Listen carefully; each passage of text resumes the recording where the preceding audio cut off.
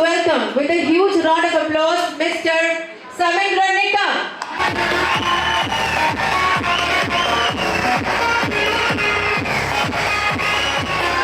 सर्वांनी एक टाळ्या वाजवायच्या जोरात. टाळ्या कमी आहे, जरा जोरात वाजल्या पाहिजे.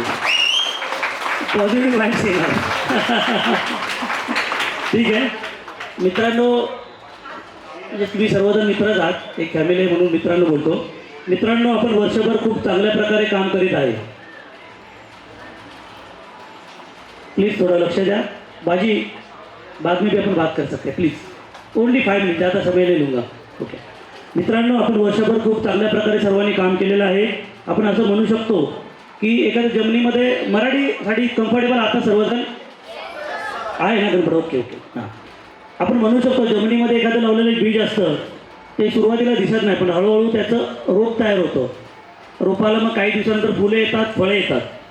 त्याचप्रमाणे आपण MD कंपनीची काही 1 वर्षापूर्वी आपण बीज लावलं होतं. आता सुरुवातीच्या काळामध्ये ते बीज तुम्हाला दिसलं नसेल, पण तुम्ही सर्व आल्यामुळे, आपण सर्वांनी चांगलं काम केल्यामुळे हे बीज वाढायला सुरुवात झालेली आहे. या काळामध्ये कंपनीच्या माध्यमातून आपण सर्वांनी चांगलं काम केलेलं आहे. आपल्या कंपनीच्या माध्यमातून खूप चांगले आपण फ्लॅट्स, घरं विकलेले आहे, सेल केलेले आहेत. रिअल इस्टेटच्या माध्यमातून आपण खऱ्या अर्थाने खूप चांगलं काम केलं आहे. आणि या मला असं वाटतं कंपनीचं आपण वटवृक्षामध्ये रूपांतर केलेलं आहे. वटवृक्ष म्हणजे मोठं झाड असतं जे फळ फुलं देतात. आणि असं मला वाटतं की म्हटलं तर वावगं ठरणार नाही. आणि हे सर्व बिकॉज ऑफ यू ऑल, तुम्ही सर्वजण आहात म्हणून हे सर्व शक्य आहे. मित्रांनो, ही तर आपली फक्त सुरुवात आहे. म्हणजे आपण म्हणतो ना, एखादा मोठा पिक्चर बनवायचा असेल ना, तर ट्रेलर चांगला पाहिजे. आणि मला असं वाटतं आपला ट्रेलर आहे ना, हा खरोखरच चांगला तयार झाला आहे. म्हणजे आपला पिक्चर हा सुपरहिट असणार, बरोबर ना. या बाबतीत काय शंकाच नाही, खूप मोठा असेल, कदाचित पुष्पापेक्षाही मोठा, बाहुबलीपेक्षाही मोठा, बरोबर ना. खूप मोठा टर्नओव्हरचा त्यांनी बिझनेस केला होता. आपणही नक्कीच करू. आपलं काय ध्येय माहिती आहे ना सर्वांना, 1000 डेज 1000 CR, आणि नक्कीच अचीव करू. त्याप्रमाणे आपण खरोखरच चांगली वाटचाल करत आहे. गेल्या वर्षामध्ये जे आपण काम केलं, मेहनत घेतली, ती वाख्यानजोगी आहे. शब्दामध्ये त्याचं वर्णन करता येणार नाही.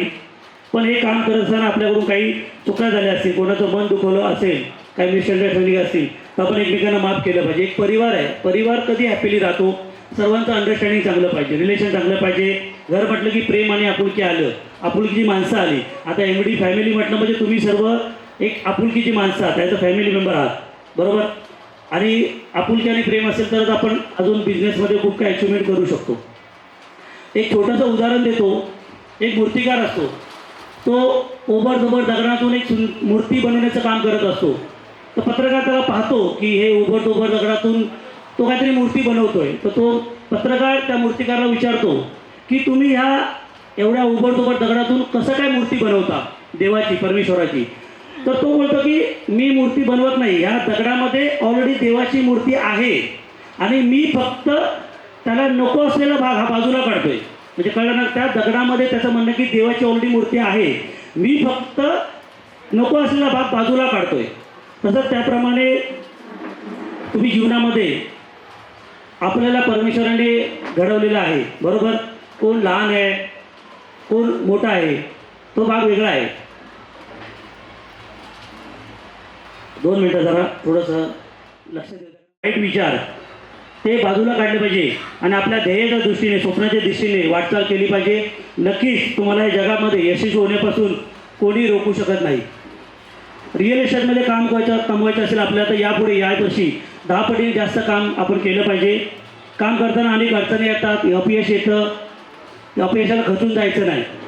तुम्ही जर अपयशाला खचला नाही तर अपयशापेक्षा यश खूप मोठं असणार, यात मात्र शंका नाही. कायमस्वरूपी लक्षात ठेवा. सर्वांना माझी विनंती, एकत्र काम असताना काही अडचणी येतात. आपले सहकार्य असतात. कोणाचं मन खच्चीकरण झालेलं असतं, कोणाचा बिझनेस होत नाही, बुकिंग होत नाही, व्हिजिट येत नाहीत, तर त्याच्या मनामध्ये नकारार्थी विचार तयार होतात, बरोबर ना. तर आपली नकारार्थी विचार तयार होतात, तो असं डिसपॉइंटेड होतो. तर आपली सर्वांची जबाबदारी आहे त्याला असं पॉझिटिव्ह विचार करायला मदत करायला पाहिजे. तर बाकी बिझनेससाठी मदत करायला पाहिजे, मार्गदर्शन केलं पाहिजे, तर नक्की तो पण यशस्वी होणार. सुखात साथ देणारे तर सगळेच मिळतात. माझं वाक्य नेहमी लक्षात ठेवा. सुखात साथ देणारे तुम्हाला सगळ्यात मिळतील, पण दुःखात साथ देणारा महत्त्वाचा असतो. लक्षात ठेवा. आणि असं म्हणा की लोकांच्या तुम्ही दुःखात साथ दिली पाहिजे, सुखात पण सगळेजण येणार. माझं एक तंत्र आहे म्हणून सांगतो. तुमच्या डोक्यामध्ये काय विचार आहे, तुमच्या डोक्यामध्ये काय विजन आहे, तुमच्या डोक्यामध्ये काय स्वप्न आहे, तुमच्या डोक्यामध्ये काय ध्येय आहे, आणि हेच तुम्हाला पेशाकडे घेऊन जाणार आहे. त्यामुळे तुमच्या डोक्यामध्ये चांगले विचार, चांगले ध्येय, चांगली स्वप्न ठेवा. त्या सर्वांची येणाऱ्या काळामध्ये चांगल्या प्रकारे आपण सर्वजण येणाऱ्या काळामध्ये खूप चांगल्या प्रकारे काम कराल अशी अपेक्षा करतो. Enjoy your night. Thank you very much. आणि काय बोलताना काय थोडं चुकलं असेल तर सांभाळून घ्या. धन्यवाद.